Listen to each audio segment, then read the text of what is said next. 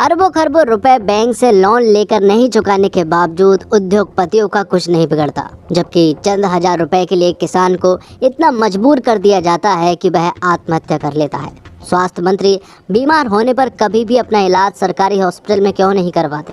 इन तमाम बातों के इर्द गिर्द जवान की कहानी चुनी गई है। ये बातें नई नहीं हैं, कई फिल्मों के जरिए उठाई गई हैं, लेकिन स्क्रीन प्ले कुछ ऐसा लिखा है कि दोहराई गई बातें फिर अच्छी लगती हैं। तो दोस्तों, आज हम एक्सप्लेन करने वाले हैं जवान मूवी को, तो वीडियो को जरूर करते हैं। और अगर वीडियो अच्छा लगे तो वीडियो को लाइक जरूर कीजिएगा और इसी तरह के वीडियोस पाने के लिए आप हमारे चैनल को भी सब्सक्राइब कीजिएगा, ताकि आपको इसी तरह के लेटेस्ट और फ्रेश कंटेंट मिलते रहे। तो फिल्म की कहानी शुरू होती है 1986 से, जहाँ पर कि हम एक आदमी को अधमरी हालत में एक नदी में तैरता हुआ देख पाते हैं। और यहीं के कबीले के कुछ लोगों की नजर जब उस आदमी पर पड़ती है तो वो उस आदमी को अपने घोड़े पर डालकर अपने कबीले में ले आते हैं। वो कबीला बहुत छोटा था और उसमें रहने वाले लोग भी कम थे, लेकिन वो खुश रहते थे। और साथ ही यहाँ पर हम उस आदमी को देख पाते हैं जहाँ पर कि प्राचीन युग में जिस तरह से इलाज किए जाते थे, उसी पद्धति से उसका भी इलाज किया जा रहा था। उसके शरीर में 5 गोलियां लगी हुई थी। गोलियां तो निकाल दी गई थी और धीरे धीरे वो रिकवर भी हो रहा था, लेकिन अचानक से उनके कबीले में कुछ हमलावर अटैक कर देते हैं और देखते ही देखते वो हमलावर उन कबीले वालों को जान से मारना शुरू कर देते हैं। वो हमलावर उन कबीले वालों को बेरहमी से मार रहे थे और कबीले वाले बस अपनी जान बचाकर भाग रहे थे। लेकिन तभी एंट्री होती है यहाँ पर उनके मसीहा की,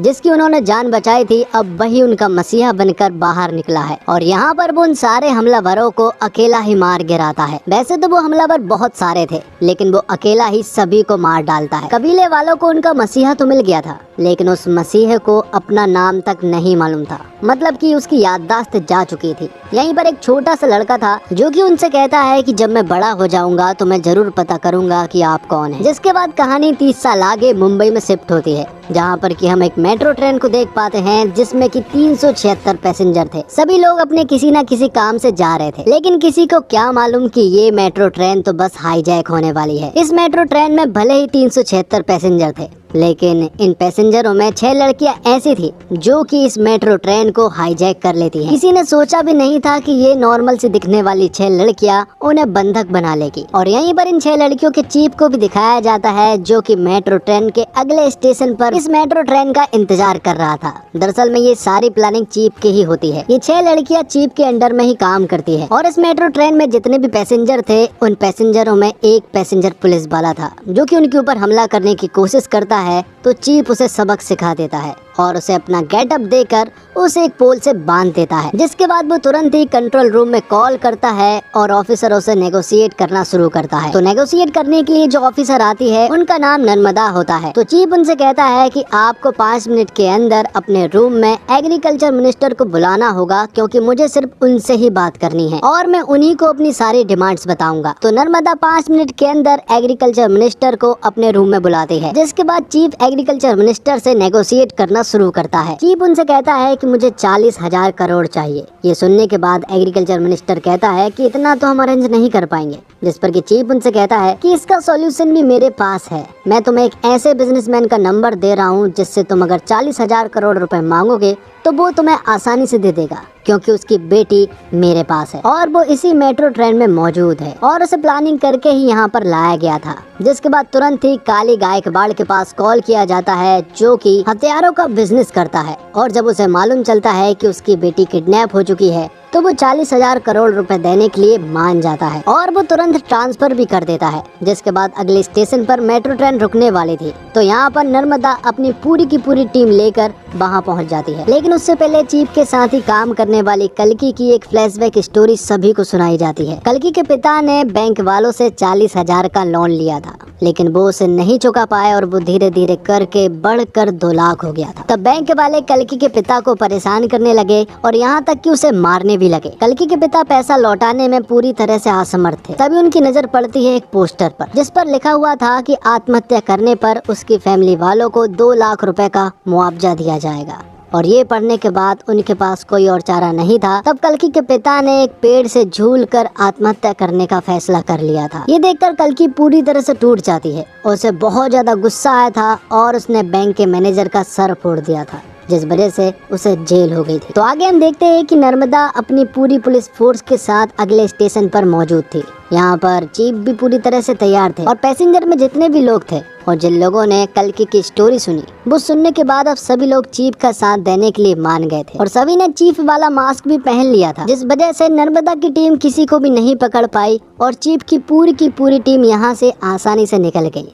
और जो 40,000 करोड़ उनके पास आया था, उन सारे पैसों को उन लोगों ने 7 लाख किसानों के अकाउंट में डलवा दिया जो कि कर्ज में डूबे हुए थे। जिसके बाद हमें मालूम चलता है कि चीफ की ये 6 लड़कियां दरअसल में जेल में रहती है और वहीं से रहकर काम करती हैं। जैसे ही काम पूरा हो जाता है, ये जेल में वापस चली जाती है। चीफ की ये 6 लड़कियां सारे कामों में एक्सपर्ट है। सारी लड़कियों के पास अलग अलग खूबी है, कोई आर्टिस्ट है तो कोई डॉक्टर है, कोई हैकर है तो कोई फाइटर है, लेकिन ये 6 लड़कियां चीफ के साथ बहुत ही अच्छे से काम करती है और मिशन को पूरा करती है। और साथ ही हमें मालूम चलता है कि चीफ भी कोई आम आदमी नहीं है, बल्कि वो जिस जेल में रहती है उसी जेल का जेलर है, जिसका नाम आजाद है। जेल में रहने वाली जितनी भी लड़कियां हैं, आजाद उन सभी को अपनी बहन और अपनी माँ मानता है और जेल में रहते इन सारी लड़कियों को इतने अच्छे से सुधार दिया जाता है कि जेल से निकलने के बाद वो कभी भी अपराध का रास्ता नहीं चुनती हैं। आगे हम देखते हैं कावेरी अम्मा को और आजाद को इन्हीं ने पाला है। आजाद की उम्र काफी ज्यादा हो चुकी है और शादी के लिए कोई मिल भी नहीं रही है,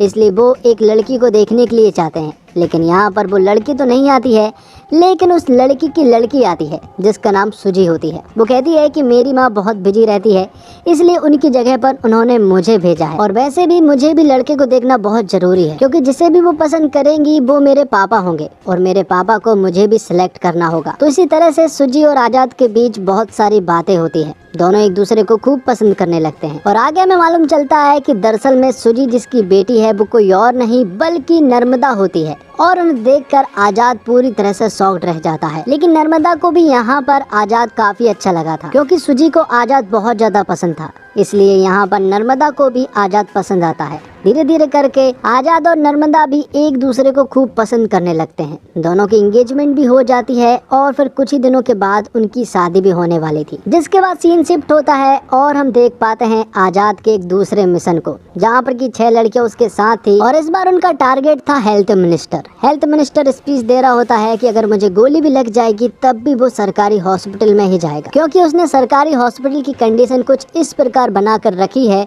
कि प्राइवेट भी फेल है। लेकिन ऐसा कुछ भी नहीं था, क्योंकि सरकारी हॉस्पिटल की कंडीशन बद से बदतर थी। जिसके बाद हेल्थ मिनिस्टर को गोली मार दी जाती है और उसे प्राइवेट हॉस्पिटल ले जाया जा रहा था, लेकिन आजाद की पूरी टीम उसे किसी तरह से सरकारी हॉस्पिटल में ले आते हैं, जहां की हालत बहुत ही ज्यादा खराब थी। तो अब ये न्यूज भी वायरल हो जाती है और सारी पुलिस फोर्स जो है वो उस सरकारी हॉस्पिटल के बाहर खड़ी हो जाती है, जहां पर की ऑफिसर नर्मदा फिर से यहाँ पर आजाद से नेगोशिएट करती है। वो इससे पहले अपनी उन्हें डिमांड बताता, उससे पहले वो उन्हें एक फ्लैशबैक की स्टोरी सुनाता। ये कहानी थी आजाद के साथ ही रहने वाली लड़की ईरम की, जो कि एक डॉक्टर थी। उसे अपने पेशेंट से बहुत ज्यादा प्यार था और फिर एक दिन उनके हॉस्पिटल में 57 बच्चे नाजुक हालत में आते हैं। उन्हें ऑक्सीजन की सख्त जरूरत थी, लेकिन कुछ बड़े डॉक्टरों की वजह से उन बच्चों तक वो ऑक्सीजन नहीं पहुंच सकी, जिस वजह से वो सारे 57 बच्चों की जान चली गई। और यहाँ पर ये सारा ब्लेम ईरम के ऊपर डाल दिया गया और उसका लाइसेंस छीनने के साथ साथ उसे जेल में डाल दिया गया। तो आजाद की सबसे पहली डिमांड यही थी कि जिन डॉक्टरों ने ऑक्सीजन को उपलब्ध नहीं होने दिया, सबसे पहले उन्हें सस्पेंड कर दिया जाए और सारा ब्लेम वो अपने ऊपर लें। तो आजाद के कहने पर ऐसा ही होता है और रात होने के बाद जब वो एक चॉपर मंगवाते हैं और यहाँ से निकलने वाले थे, कि तभी यहाँ पर एंट्री होती है ऑफिसर नर्मदा की, जो कि अपनी पूरी पुलिस फोर्स लेकर आई हुई थी और इन सभी को चारों तरफ से घेर लिया गया था। लेकिन ये लोग इतने जल्दी हार नहीं मानने वाले थे, क्योंकि आजाद इनके पीछे खड़ा हुआ था, जो कि एक अलग गेटअप में था। तब यहाँ पर एक जोरदार फाइट होती है, नर्मदा और आजाद के बीच में भी फाइट होती है और नर्मदा ने यहाँ पर आजाद को नहीं देख पाई थी और आजाद यहाँ पर अपनी पूरी की पूरी टीम को लेकर फरार हो गया था। नर्मदा को किसी भी हालत में आजाद और उसकी पूरी की पूरी टीम को ढूंढना था, जबकि कुछ दिनों के बाद उसकी और आजाद की शादी होने वाली है और यहाँ काली गायकवाड़ हथियारों के बिजनेस के लिए रसिया जाने वाला था। तो काली अपना सारा कारोबार अपने छोटे भाई को सौंप कर रसिया चला जाता है और यहाँ दूसरी तरफ नर्मदा और आजाद की शादी हो जाती है। दोनों बहुत खुश थे और इनसे भी ज्यादा खुश थी उनकी बेटी सुजी। और पहले ही रात यहाँ पर आजाद नर्मदा को सब कुछ सच बताने वाला था। उसने पहले भी कोशिश की थी उसे बताने की, लेकिन हर बार वो नाकामयाब हुआ था। इस बार भी वो बताने वाला था, लेकिन नर्मदा के ऑफिसर ईरानी ने पहले ही पता कर लिया था कि आजाद कौन है और ये सारी बातें उसने कॉल पर नर्मदा को बता दी थी। तो नर्मदा जैसे ही आजाद को शूट करने के लिए उसके पास जाती है, तभी उनके ऊपर एक जोरदार हमला हो जाता है।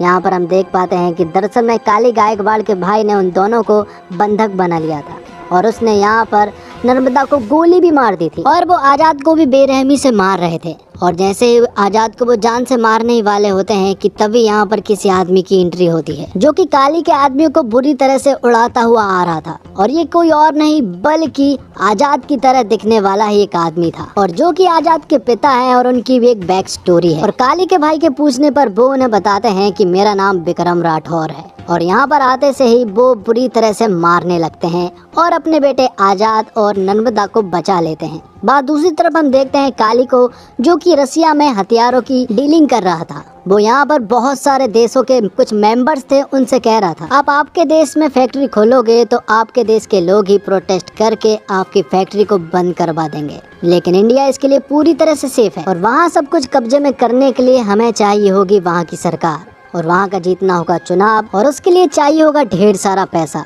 मैं 20% देने के लिए राजी हूँ। और यहीं पर एक बहुत बड़ा विलन था, वो कह रहा था कि मैं 80% देने के लिए राजी हूँ। तभी यहाँ पर काली को मालूम चलता है कि उसके छोटे भाई को आजाद ने मार दिया है और ये देखकर वो पूरी तरह से शॉक्ड रह जाता है। यहाँ दूसरी तरफ नर्मदा को किसी भी हालत में आजाद के बारे में पता करना था, क्योंकि उसने उसका और उसकी बेटी का दिल तोड़ा है। इसलिए ईरानी के साथ प्लानिंग करके वो जेल में जाना चाहती है और इन 6 लड़कियों के द्वारा आजाद के बारे में सब कुछ पता करना चाहती है। तो वो लोग ऐसा ही करते हैं, वो लोग नर्मदा को किसी तरह से जेल में पहुंचा देते हैं और उन 6 लड़कियों के द्वारा आजाद की स्टोरी पता करना शुरू करती है। तो वो लड़कियां कहती है कि तुम्हें आजाद को जानने से पहले विक्रम राठौर की स्टोरी को जानना जरूरी होगा। तब वो लोग विक्रम राठौर की स्टोरी को बताना शुरू करती है और ये कहानी पहुंच जाती है 1986 में, जहाँ पर कि हमें विक्रम राठौर और उसकी पत्नी ऐश्वर्या को दिखाया जाता है, जो कि एक दूसरे से बहुत ज्यादा प्यार करते हैं। और यहाँ हमें मालूम चलता है कि विक्रम राठौर स्पेशल ऑप्स का एक सोल्जर है और उसे अर्जेंट यहाँ पर किसी काम से बुलाया गया है। उसे बताया जाता है कि बॉर्डर के उस पार 32 लोगों की एक टीम गई थी, लेकिन उन सारे लोगों को दुश्मनों ने मार गिराया है। हमने एक और टीम भेजी थी, लेकिन उनमें से आधे लोग मर गए हैं और आधे लोगों को उन्होंने बंधक बना लिया गया है। तो अब वो लोग स्पेशल ऑप्स के सोल्जरों की मदद लेना चाहते हैं और उन बंधकों को वहां से छुड़ाना चाहते हैं। तब यहाँ पर विक्रम राठौर की टीम पहुंच जाती है बॉर्डर के उस पार, जहाँ पर कि ये लोग सिर्फ 6 लोग थे और ये 6 ही काफी थे। वो वहाँ पहुँचने के बाद दुश्मनों से लड़ाई करना शुरू तो कर देते हैं, लेकिन बीच लड़ाई में इनकी बंदूक काम करना बंद कर देती है। और ऐसा भी नहीं था कि सिर्फ एक सोल्जर की बंदूक ने काम करना बंद कर दिया था, इन 6 ही सोल्जरों की बंदूक ने काम करना बंद कर दिया था। इसके बावजूद उन्होंने ये लड़ाई जीत ली थी और वहाँ के सारे बंधकों को बचा लिया था। तो आगे एक इंक्वायरी बैठती है, क्योंकि MI436 गन को काली गायकवाड़ आर्मी को देता है और उसी की वजह से जो दल बॉर्डर के पार गया था उन सभी की गन ने भी काम करना बंद कर दिया था और इसी वजह से वो सारे सोल्जर्स मारे गए थे। तो इस वजह से काली गायकवाड़ के साथ आर्मी ने काम करना बंद कर दिया था और उसकी सारी गन को सीज भी कर दिया गया था। लेकिन काली गायकवाड़ को ये बिल्कुल भी देखा नहीं गया और जब विक्रम राठौर और उसकी पत्नी ऐश्वर्या घर पर अकेले थे तो काली गायकवाड़ अपनी पूरी टीम को लेकर उनके ऊपर हमला कर दिया, जिस वजह से उसने काली गायकवाड़ को तो एरोप्लेन में ले जाकर उसे 5 गोलियां मार कर पानी में गिरा दिया था। सभी ने सोचा था कि वो मर गया था, जिसके बाद काली गायकवाड़ ने ऐश्वर्या को भी किसी तरह से फंसा दिया था। विक्रम राठौड़ को देश का गद्दार घोषित करवा दिया था और ऐश्वर्या को उसके साथ देने के जुर्म में उसे भी, जिस वजह से ऐश्वर्या को फांसी दी जाने वाली थी। और जब उसे फांसी दी जा रही थी तभी अचानक से ऐश्वर्या बेहोश हो जाती है और मालूम चलता है कि ऐश्वर्या दरअसल में प्रेग्नेंट है। और रूल ये कहता है कि प्रेग्नेंट औरतों को फांसी नहीं दी जाती है जब तक कि उसका बच्चा 5 साल का नहीं हो जाता, तब तक उसे फांसी नहीं दी जा सकती। तो ऐश्वर्या के बच्चे की वजह से उसे 5 साल और मिल गए थे। उसका बेटा हुआ जिसका नाम आजाद रखा गया। उसे जेल में बहुत ज्यादा प्यार मिला। जेल की औरतों ने आजाद को बेटे की तरह माना और उसे बहुत ज्यादा प्यार दिया। जैसे ही वो 5 साल का हुआ तो ऐश्वर्या को फांसी दे दी गई। जिसके बाद कहानी प्रेजेंट में आती है और हम उसी पुलिस वाले को देख पाते हैं जिसने कि मेट्रो में हमला करने की कोशिश की थी। दरअसल में ये वही लड़का है जिसने कि विक्रम राठौर से वादा किया था कि बड़ा होकर मैं ये जरूर पता करूंगा कि आप कौन हैं, और आज उसने पता कर लिया। और विक्रम राठौर की 6 लोगों की टीम भी उसने इकट्ठी कर ली थी, लेकिन विक्रम राठौर की अभी भी याददाश्त वापस नहीं आई थी। यहाँ पर आजाद अपने पिता से मिलता है और वो भी बहुत खुश होता है। विक्रम राठौर की याददाश्त तो जा चुकी थी, लेकिन उनके अंदर की सारी स्किल्स अभी भी मौजूद थी, जैसे कि फाइटिंग करना, स्विमिंग करना, कुकिंग करना, शूटिंग करना, सब कुछ मौजूद था। अब जेल में आजाद की उन 6 लड़कियों ने जब यहाँ पर नर्मदा को स्टोरी सुनाई तो नर्मदा की भी आंखें नम हो गई थी। वो यहाँ पर उनका साथ देने के लिए राजी तो हो गई थी, लेकिन यहाँ पर हम देख पाते हैं कि ईरानी की दरअसल में ये सारी चाल थी, क्योंकि ईरानी जो है वो यहाँ पर काली के लिए काम करता है और पल पल की न्यूज उसे देता था। तो ईरानी आजाद की उन 6 लड़कियों के साथ साथ यहाँ पर नर्मदा को भी मारने वाला था और साथ ही सुजी को भी, लेकिन वहाँ पर आजाद के पिता विक्रम राठौर सुजी को बचा लेते हैं। और यहाँ दूसरी तरफ आजाद यहीं पर आकर इन सारी लड़कियों को भी बचा लेता है, क्योंकि ये जेल उसी का था, इसलिए यहाँ की सारी औरतों ने आजाद का साथ दिया और ईरानी को मार गिराया। लेकिन उससे पहले ईरानी ने इन 6 लड़कियों में से एक लड़की को गोली मार दी थी, जिसका नाम लक्ष्मी था।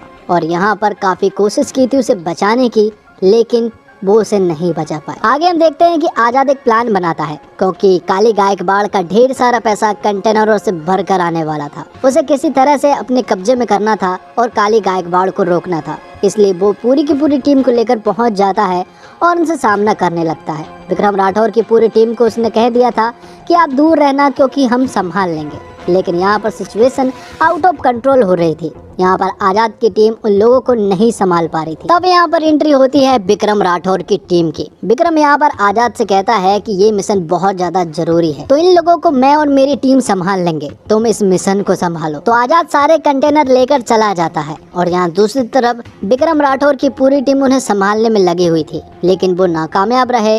और यहाँ पर काली गायकवाड़ के लोगों ने विक्रम राठौर की पूरी टीम को अपने कब्जे में कर लिया था। विक्रम राठौर को यहाँ पर काली गायकवाड़ बुरी तरह से टॉर्चर कर रहा था, लेकिन तभी एक न्यूज आती है कि आजाद ने जेल की 6000 लड़कियों को बंधक बना लिया गया है और अगर उसकी डिमांड पूरी नहीं की गई तो वो उन सारी लड़कियों को मार देगा, जबकि वो तो इसी जेल का जेलर है और वो उनका कुछ भी नहीं करने वाला। और इस बार नेगोशिएट करने के लिए आते हैं सीनियर ऑफिसर माधवन नायक, जिनका रोल प्ले किया है संजय दत्त ने। तो आजाद को अपनी डिमांड के रूप में हेड ऑफ स्टेट का साइन चाहिए था और उसे ये साइन बहुत आसानी से मिल जाएगा, क्योंकि 6000 लड़कियां उसके कब्जे में हैं और साथ ही देश की चुनाव की सारी ईवीएम मशीन भी उसी के कब्जे में है। तो जैसे ही हेड ऑफ स्टेट साइन करते हैं तो सबसे पहले यहाँ पर वो उन फैक्ट्रियों को बंद करवाता है जो कि एनवायरनमेंट को नुकसान पहुंचाते हैं, और आधी से ज्यादा फैक्ट्री दरअसल में काली गायकवाड़ की होती है। ये सारी चीजें होती है कि तभी यहाँ पर काली गायकवाड़ आ जाता है। वो जेल में एक दूसरे रास्ते से पहुंच गया था, उसके हाथ में गन थी और वो गन लगी हुई थी विक्रम राठौर के माथे पर। जैसे ही यहाँ पर काली फायर करता है तो वो फायर नहीं होता है और इसी तरह खाली चलने वाली गन की वजह से विक्रम राठौर की याददाश्त वापस आ जाती है, जिसके बाद तो आजाद और विक्रम राठौर मिलकर काली की पूरी गैंग का सामना करते हैं और उन सभी को बेरहमी से मार गिराते हैं। और क्लाइमैक्स के कुछ एक्शन सीक्वेंस बहुत ही कमाल के थे। दोनों ने मिलकर जब काली गायकवाड़ के लोगों से फाइट करना शुरू किया तो पूरा थिएटर गूंज उठा, और साथ ही जवान 2 का एक छोटा सा हिंट भी दिया है, जहाँ पर कि उसका अगला मिशन स्विच बैंक का है। और साथ ही हमें ये भी बताया जाता है कि इन सारे मिशन में माधवन नायक पहले से ही आजाद के साथ मिला हुआ था।